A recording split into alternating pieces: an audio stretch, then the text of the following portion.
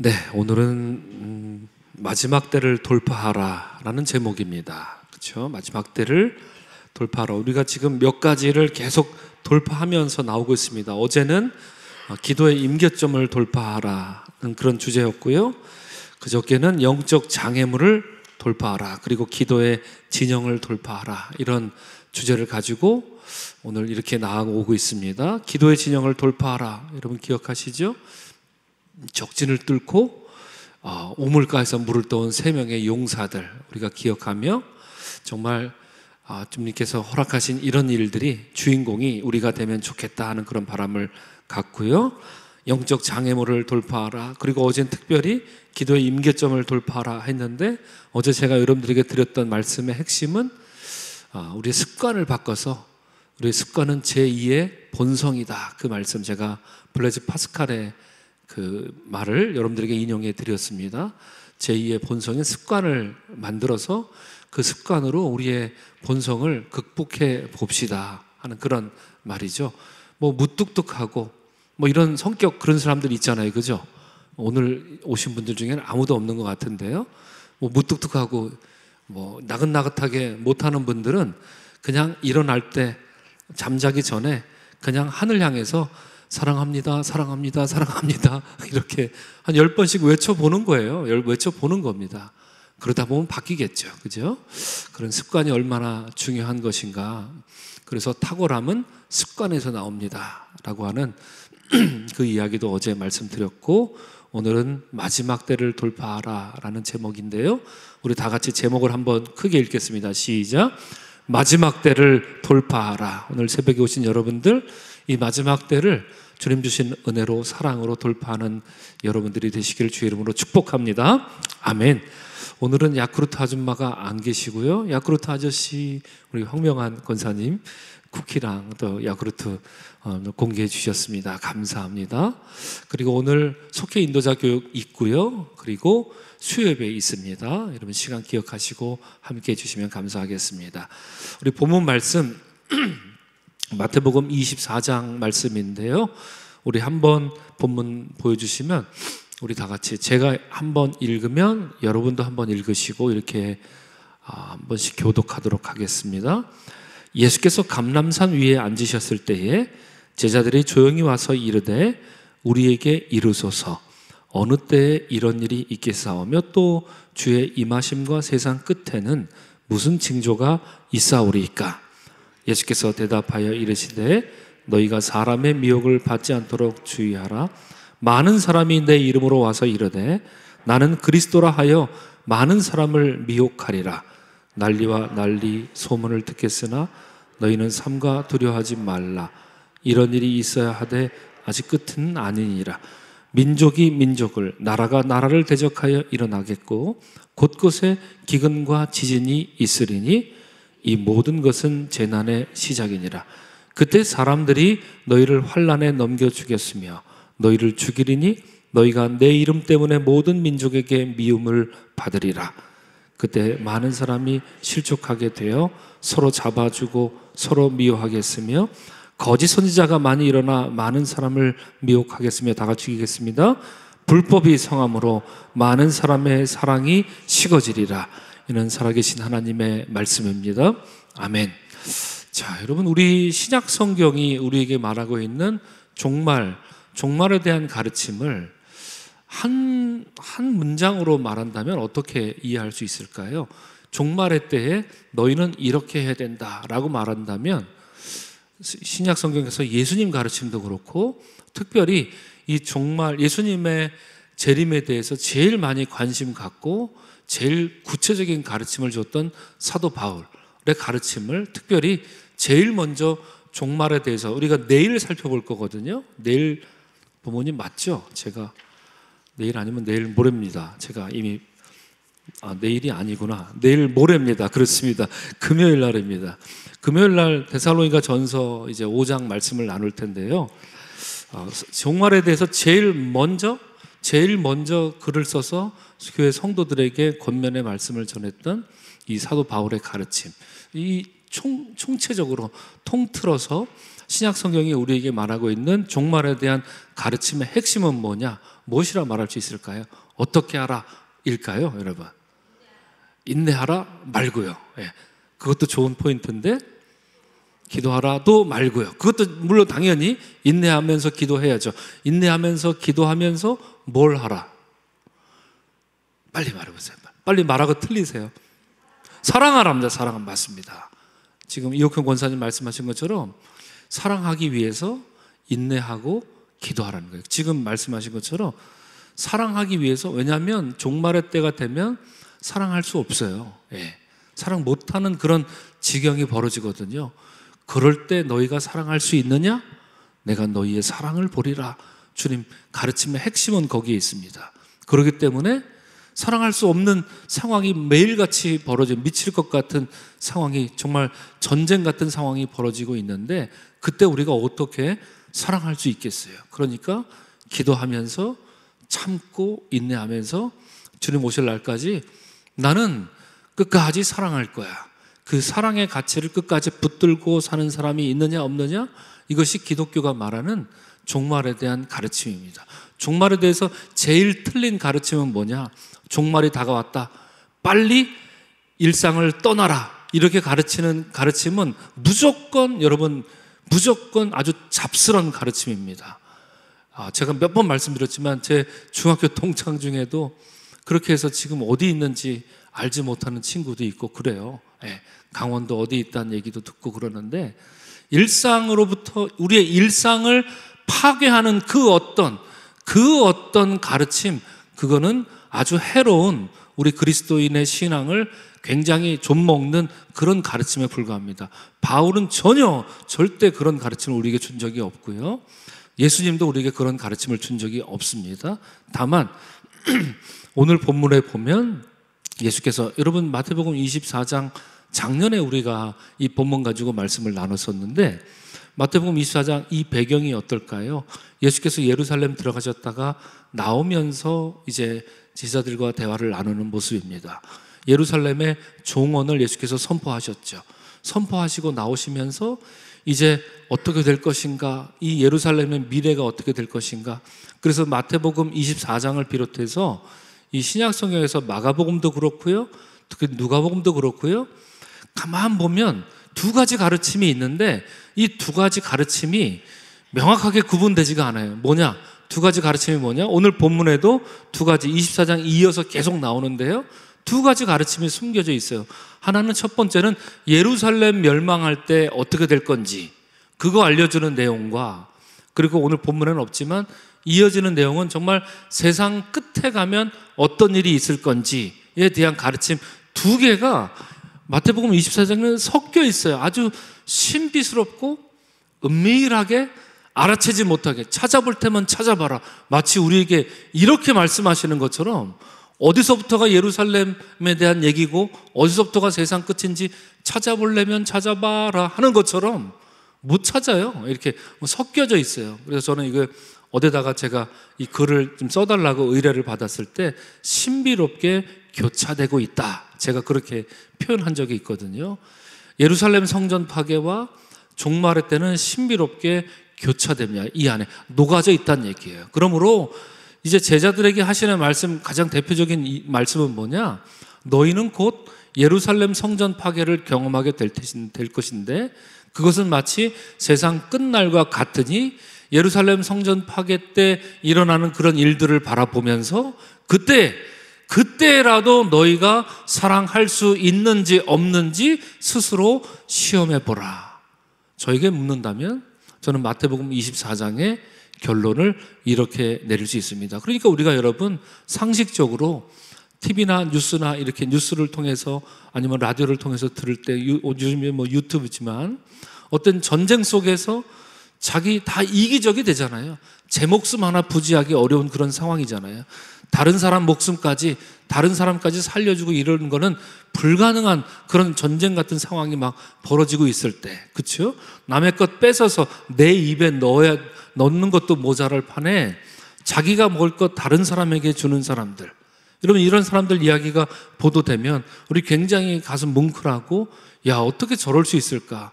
어떻게 저 사람은 자기 목숨을 버리고 자기 소대원들을 살리려고 폭탄에 엎드릴 수 있을까? 우리 6.25 전쟁 때 이런 이야기, 에피소드들이 참 많이 있지 않았습니까? 그죠? 어떻게 그럴 수 있을까? 전쟁 속에 자기 부하들 파리 목숨처럼 여기고 부하들을 총알바지로 앞에 내세우고 자기는 혼자 살려고 했던 이런 장군들도 많은데 어떻게 저 사람은 장군이 맨 앞에 서서 먼저 총을 맞을까? 부하들을 살리기 위해서. 이런 숭고한 가치, 어떻게 이렇게 살아갈 수 있을까 하는, 우리가 참 놀랍게 바라보는 그런 내용들이 많이 있지요. 오늘 본문에 이제 그런 내용들이 숨겨져 있습니다. 본문 말씀, 우리 3절 말씀 보면 예수께서 감람산 위에 앉으셨을 때, 감람산 위에 앉으셨다라고 하는 것은 범상치 않은 표현이죠.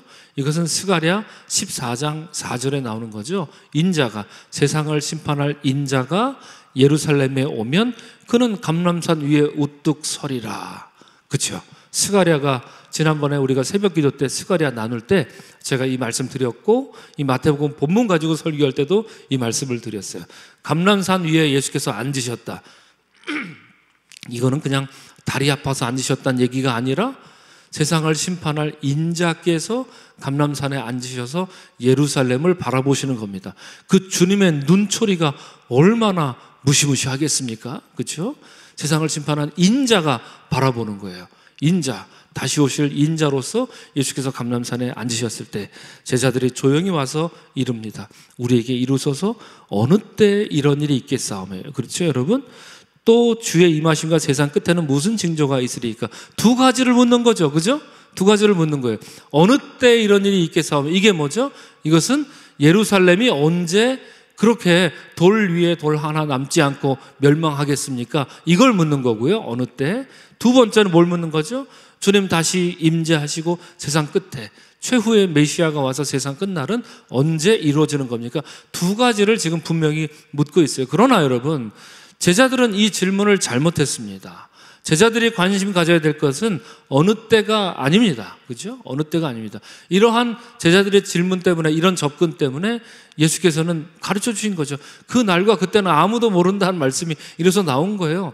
제자들의 관심, 오늘날 만약에 주님이 우리가 사는 시대에, 여러분, 우리가 사는 시대에 주님이 반드시 오신다. 우리가 살아있는 동안에, 예를 들어서 한 5년 안에 예수님이 오신다고 칩시다. 그럼 우리의 관심은 뭐여야 됩니까, 여러분? 언제 오실까? 이거여야 될까요? 만약에 우리가 그렇다면 우린 이 제자들하고 똑같은 거예요. 예수님이 내일 올까? 내년에 올까? 만약에 우리가 이런 관심으로 세상 종말을 놓고 생각하고 그렇게 가르치면서 사람들을 미혹하고 현혹한다? 어느 교회가 그렇다? 어느 집단이 그렇다? 그거는 사교입니다, 사교. 예. 어느 때? 주님은 이거 관심 없어요. 예, 제자들 이 질문 명확하게 잘못한 질문입니다. 어느 때에 이런 일이 있겠사옵니까? 이 질문을 바꿨어야 됩니다. 어떻게 해요? 왜 이런 일이 일어나고 있습니까? 이렇게 물었어야죠. 그러면 이런 일이 일어나고 있으면 우리는 뭘 해야 합니까? 제자들은 그렇게 물었어야죠. 왜 주님, 세상이 왜 멸망해야 합니까? 이걸 물었어야죠. 예. 그래서 세상이 이렇게 멸망, 심판받아야 된다면 우리는 도대체 어떻게 해서 어떻게 해야 됩니까? 지금 우리의 빛과 소목으로서 나의 사명은 무엇입니까? 내가 주님, 세상 나가서 내가 뭘 해야 됩니까? 이걸 묻고 그렇게 사명자로 사는 것이 제자다운, 사도다운 모습이죠. 그러나 제자들은 언제 그럴 거예요? 언제? 그럼 알면 뭐하게? 예, 그때까지 막 살다가 전날 회개하게. 이런 사람들 많잖아요. 그죠? 예. 죽을 때 회개하면 돼. 괜찮아. 뭐 이런 사람도 있잖아요. 야, 지금 교회 안 나가도 돼. 나중에 죽을 때, 죽기 한 일주일 전에 나가면 돼. 이렇게 말하는 사람이 있어요. 농담으로 얘기하는 거지만, 그죠? 그러려고? 그건 아니지 않습니까? 제자들 3년 동안 주님과 함께 동행했지만 제대로 된 질문 하나 제대로 하지 못했던 겁니다. 여러분, 우리들의 관심을 바꿔야 됩니다. 언제 주님 오실까? 우리가 뭐 손꼽아 기다립니까? 그렇지 않습니다. 카운트 합니까? 카운트 하라고 가르치는 곳이 있다면 그거야말로 사교입니다. 이렇게 되면 주님 올 거야. 아마 내년에 올지도 몰라. 막 이런 식으로 접근하고 우리를 공포스럽게 만들고 두렵게 만든다? 사교입니다. 여러분, 결단코 끊으십시오. 말도 안 되는 가르침입니다. 오늘 본문 결론부터 말씀드리면 이러한 일들이 막 일어날 것을 이야기합니다. 중간중간에 실제로 어떤 일들이 있었는지 제 기억에 제가 재작년인가요? 누가복음 본문 말씀 가지고 여러분들에게 당시에 어떤 일들이 있었는지 말씀드린 적이 있었어요.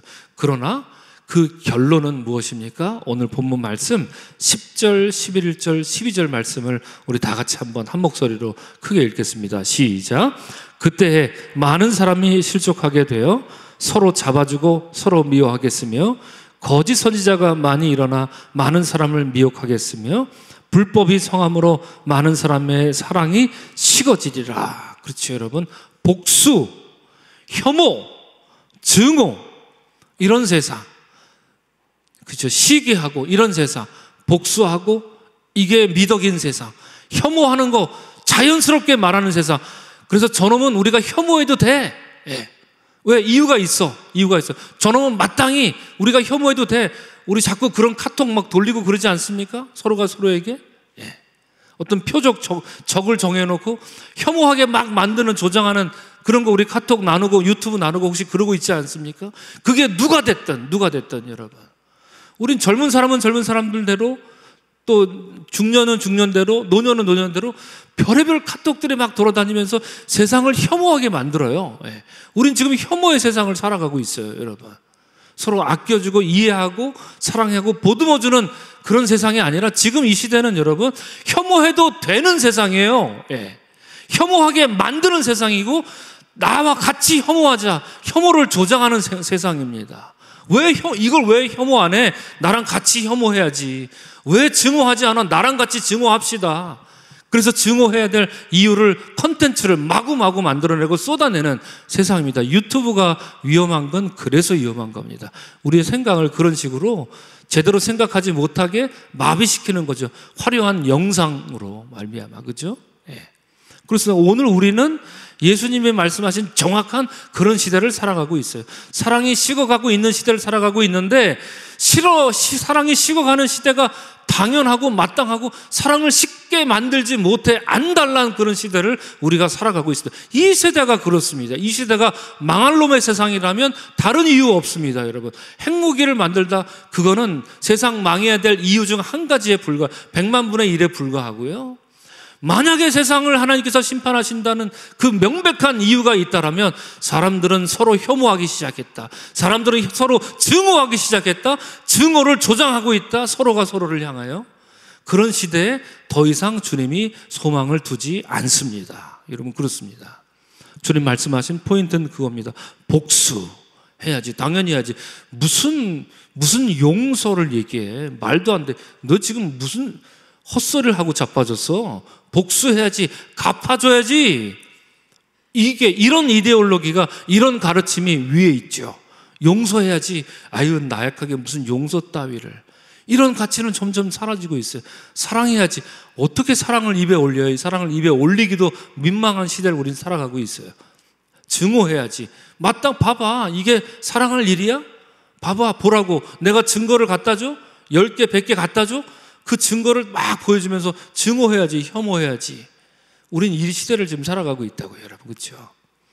그런데 예수님 시대에 실제로 그랬습니다. 예루살렘 성전 멸망할 때 당시 예루살렘 상황이 실제로 그랬어요.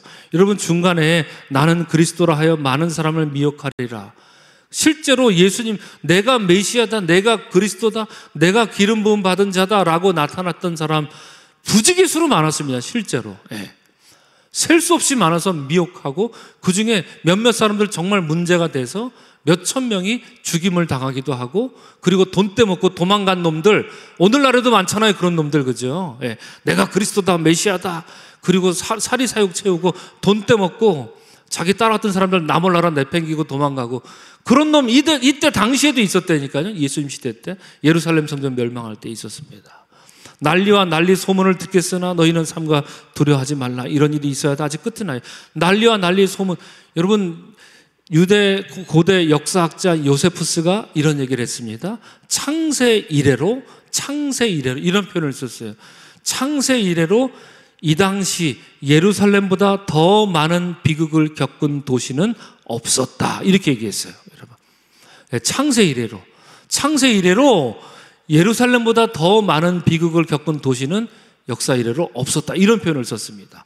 도대체 어떤 일이 일어나길래 엄청난 사륙과 학살과 서로 증오하고 미워하고, 그리고 심지어 자기가 낳은 자식을 물에 끌어서 잡아먹어야 되는 그런 상황 속에서 살아왔어요. 그래서 자기가 낳은 자식을 물에 끓여서 그걸 먹으려고 하는데 그걸 또 이웃 사람들이 쫓아와가지고 그걸 또 뺏어 먹어요. 예. 이런 말도 안 되는 일들이 일어났다니까요. 예. 당시 유대인들이 실제로 그랬어요. 이건 제 얘기가 아니라 제가 이 얘기 들을 땐 좀 조심스럽습니다. 왜냐, 이건 요세푸스 이야기예요. 요세푸스가 그 당시에 어떤 일이 있었는지 그걸 막 써놨어요. 그러면 폭력도 이런 폭력이 없고, 양아치도 이런 양아치도 없고, 동족이 동족을, 민족이 민족을 어떻게 옆에 지금 한 동네에 살던 사람끼리 이럴 수가 있나? 어떻게 이럴 수가 있지? 어떻게 옆에 있는, 바로 옆집 살고 평상시엔 도움받고 인사하고 그렇게 나눴던 사람이 하루아침에 이렇게 바뀌어서 그 사람을 죽이고 그 사람 거 뺏어 먹고 별의별 폭력을 어떻게 그렇게 할 수가 있었을까? 그 일이 어디서 일어났다고요, 여러분? 예루살렘에서 일어난 거예요. 예루살렘. 예.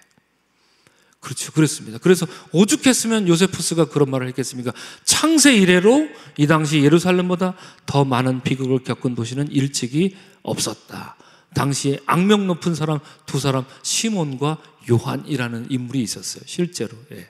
시몬과 요한. 사람들은 그 사람 이름만 들어도 벌벌벌벌 떨고 두렵고, 평상시에는 인자한 아저씨였는데, 동네 아저씨였는데 갑작스럽게 돌변하더니 사륙을 하고 학살하는 그런 존재로, 사람들과 약탈하는 그런 존재가 돼서 예루살렘 전체가 공포의 도가니 속에 빠져들었던 거죠. 그리고 게다가 그런 상황을 점령하기 위해서 누가 들어왔습니까? 로마 군대가 들어온 거예요. 로마 군대가. 예. 티투스 황제가 그때 당시엔 장군이었지만 장군이 들어와서 그러했던 예루살렘을 점령했던 거죠. 그래서 유대 로마 전쟁이 일어난 것이고요. 예. 그 전쟁 속에서 또다시 수없이 많은 사람들이 또 사륙당하고 죽고 했던 그런 끔찍한 역사가 일어났던 것이죠. 그래서 영국의 역사학자죠, 폴 존슨이라는 분은 이런 얘기를 했습니다. 유대 역사상 이 전쟁은 가장 끔찍한 전쟁이었다라고 말했죠. 유대인들, 수없이 많은 유대인들이 로마로 끌려가고 그랬죠. 그런 일들이 벌어지고 사륙과 학살이 그냥 일상이 돼버린 그런 세상을 살았던 거죠. 예. 여러분, 이런 거죠. 오늘 본문에 민족이 나라가 나라를 대적하여 일어나고 곳곳에 기근과 지진이 있으리라 했던 이런 이야기들이 예루살렘 성전이 파괴될 때 다 있었던 일들, 곳곳에 다 일어났던 일들이었습니다. 그러나 그런 일들보다 더 끔찍하고 더 두렵고 우리가 더 눈여겨봐야 될 징조가 있다라면 그것은 무엇일까? 주님 말씀하시죠. 10절 말씀에 바로 그것입니다. 우리 다 같이 다시 한번 10절 말씀을 읽겠습니다. 시작. 그때 많은 사람이 실족하게 되어 서로 잡아주고 서로 미워하겠으며. 12절입니다. 다 같이 읽겠습니다. 시작. 불법이 성함으로 많은 사람의 사랑이 식어지리라. 이렇게 말하고 있습니다. 그렇죠? 다시 한번 여러분 말씀드립니다.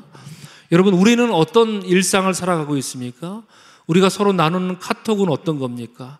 우리 서로 사랑합시다, 이해합시다, 용서합시다, 한번 해봅시다. 우리 이런 카톡 나누나요? 아니면 누구 흉보고 컨텐츠 이렇게 저렇게 돌면서 누구 혐오하고 미워하고 그런 거 누구 딱 저도 받아요. 저도 여러분 딱 날라오면 이 사람이 이랬답니다. 막 그런 카톡 받아요. 그냥 무시하십시오. 그런 거 갖고 우리 감정을 거기다 쏟을 이유가 없어요. 안 그래도 세상 사람들은 혐오하고 미워하고 증오하고 그래요. 세상 사람들 다 그러고 살고 있어요. 우리 그리스도인들까지 그거에 동조해야 되겠습니까? 여러분 이거 보고 그러지 마십시오. 우리는 그를 위해 보면 차라리 한 번 더 기도해 주십시오. 그렇죠? 기도해 주십시오. 우리 이혁형 권사님 말씀하신 것처럼 보면 아이고 그래 미운 마음이 들겠죠. 그러면 그를 위해 인내하며 기도해 주십시오. 그게 우리가 해야 될 일이지 같이 혐오하고 증오하는데 우리의 말과 생각을 보태지 마십시오. 그런 것들은 그냥 휘발돼서 사라질 뿐입니다. 주님 우리에게 열심을 다하여 가르친 말씀은 다른 게 아닙니다. 그때 징조 사랑이 식어질 것이다. 사랑하지 않는 걸 당연하게 여기는 시대 너희들이 살 것이다. 그때 너희는 무엇 하겠느냐 우리에게 물으십니다. 옆 페이지 보시면 베드로전서 4장 7절 말씀인데 우리 다 같이 한번 읽겠습니다. 시작. 만물의 마지막이 가까웠으니 그러므로 너희는 정신을 차리고 근신하여 기도하라. 이거 지금 이옥형 권사님 하신 말씀이잖아요. 그죠? 자, 근데 여러분 이건 4장 7절입니다. 8절엔 무슨 말이 나올까요? 근신하여 기도하면서 뭘 하라고 그럴까요? 네, 근신하여 기도. 제가 8절 말씀 읽어드립니다. 무엇보다 뜨겁게 사랑할지니 사랑은 허다한 죄를 덮느니라. 이 말씀이 여기서 나오는 말씀입니다. 네. 마지막 때에 너희는 근신하면서 기도해라. 인내하면서 기도해라. 세상 사람들이 이렇게 하고 우리들을 사랑 못하게 끄집어 당기고 있다. 사랑이 식어가는 걸 당연하게 만들고 너희까지도 사랑하지 못하게 만드는 시대에 너희가 살게 될 것이다. 그때 너희들은 근신하여 기도하라. 그리하여 무엇보다 뜨겁게 사랑할지니 사랑은 허다한 죄를 덮느니라. 이어서 말씀하십니다. 구체적인 실천 강령이 9절 말씀에 나옵니다. 서로 대접하기를 원망 없이 하라. 각각 은사대로 청지기같이 서로 봉사하라. 이 말씀이 8절 9절 말씀입니다. 원망 없이 하라는 얘기는 뭡니까? 이거 내가 했는데 알아주지 않아. 이런 본전 생각하지 말라는 얘기입니다. 여러분, 그죠? 했으면 그걸로 끝이에요. 주님이 아십니다. 그래서 누가 안 알아주고 막 그랬다, 그런 거 갖고 서운해하지 말란 얘기예요. 그거 갖고 서운해하면 주님이 안 알아줘요. 주님이. 그죠? 네.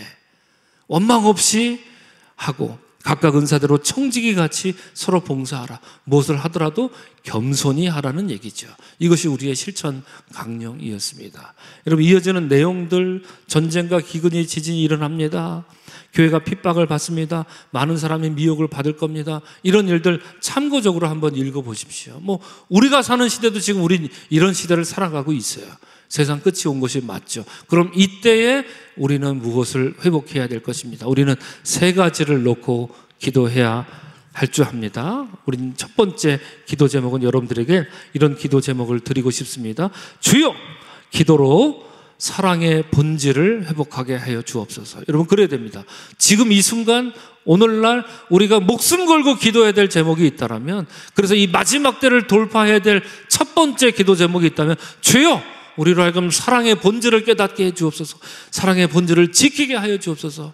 여러분, 사랑의 본질을 회복하고 그것을 지켜나가는 여러분들 되시기를 주의 이름으로 간절히 축원합니다. 아멘. 자, 두 번째 기도 제목은 주여, 우리가 기도로 우리의 신앙의 본질을 회복해 하여 주시옵소서. 주님 이 세상에 오신 그 이유 단 하나의 단어로 얘기하라면 뭐라고 말할 수 있을까요? 사랑이에요. 사랑. 그죠? 그럼 우리가 목숨 걸고 끝까지 우리의 신앙생활함에 있어서 끝까지 그 어떤 상황과 조건에서도 내가 지켜나가야 되겠다라고 하는 단 하나의 단어만 남는다면 그것은 무엇입니까? 사랑이죠. 그것은 사랑입니다. 다른 어떤 거 아니에요. 예.